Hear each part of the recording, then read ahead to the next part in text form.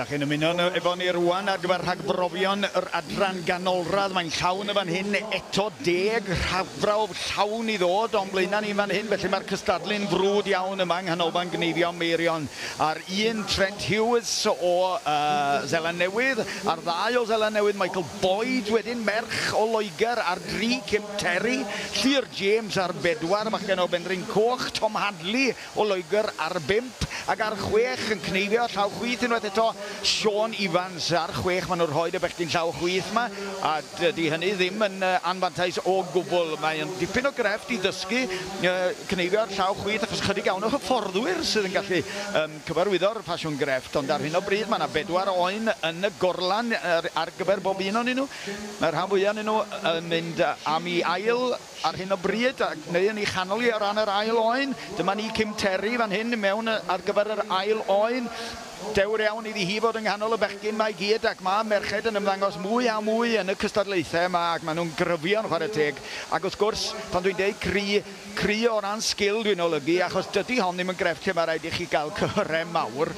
Wedi dweud hynny, pan dorwyd y record byd gan Matt Smith I lawr yn ne Lloegr na llynedd yn Cneifio 730 o leia o ddefed, mi oedd o wedi symud 48 tunnell o gig dafad allan o'r gorlan i'w Cneifio. Dyna chi dipyn o ystadeg un I chi o ran dyfalbarhad y bobl yma a'r sgil sydd angen I ddal ati.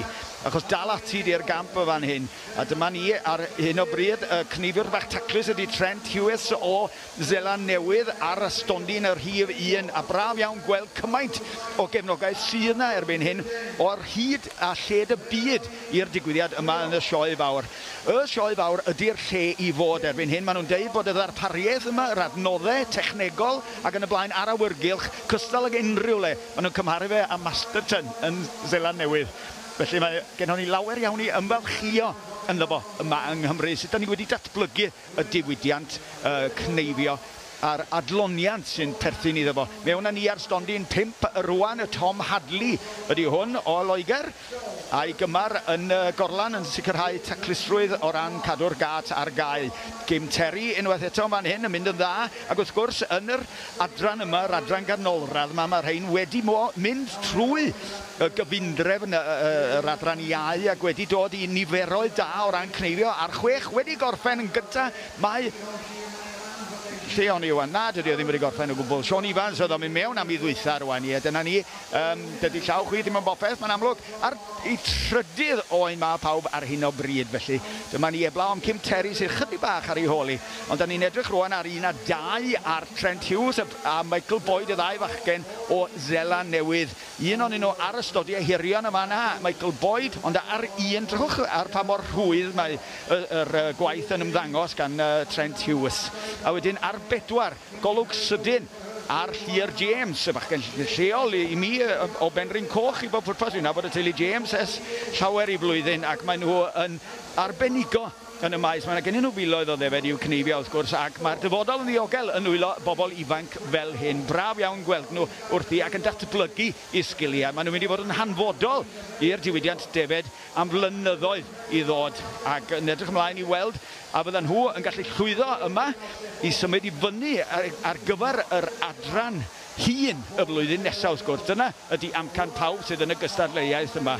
Cic bob ni'n hain gan yr wyn yma yn andwyo'r broses rhyw chydig bach ar 5 I Tom Hadley, ond mae'r meistriolaeth gyda fo o'r anifail, chwarae teg iddo fo. Mae pen yn llithro rhyw chydig bach I lawr y coesau na, dyna sy'n digwydd, a wedyn mae'r rheolaeth yn mynd a mae'n llithrig. Drychmygwch yr holl saim lanolin sydd ar yr llwyfan I bob pwrpas, felly'n gwneud rheolaeth yn anodd. Mae'r bechgyn ma'n gwisgo moccasins I drio gael cystal gafal as I bosib, nid yn unig ar y llawr, ond hefyd ar y defed maen nhw'n I Cneifio wrth gwrs. Nôl â ni rwan efo Kim Terry, mynd yn dda iawn ar y stodiau hirion ar y cefn ar hyn o bryd ac ar 4 yr un peth Llyr James hefyd. Sbiwch ar y toriad gwas gen o fynta. Mae yna dipyn o osgo ar y bechgyn a'r merched yn yr adran yma. Wrth gwrs mae'r rhain wedi Cneifio miloedd ar hyd I hoes a yn barod. A Dewi Jenkins yma na mi welwn ni o nes ymlaen dwi'n siŵr yn cystadlu yn y gorlan hefyd yn darparu rwy'n ar hyn o bryd. Dyma ni rwan fawr iawn rhwng llawer iawn o'r cystadleuwyr ar y safon yma. Pwy sydd yn mynd i orffen i pedwerydd oen gyntaf? Mae'n edrych fel rhwng Tom Hadley a falle un o bechgyn Zela newydd mae fan hyn, Trent Hughes. Ie, lawr ar stondio'r rhif 4 a Llyr James mae'n diannu. Llongyfarchiadau mawr iddo fo am ei gyflymdra yn gorffen yn gyntaf. Mi dawon ni ar beirniad, gael golwg arnyn nhw yn y corlannau cefn cyn penderfynu'n derfynol. Pwy sy'n dod i'r brig ac mynd trwodd i'r rownd gyn derfynol. 19 bydd yn cael mynd trwodd.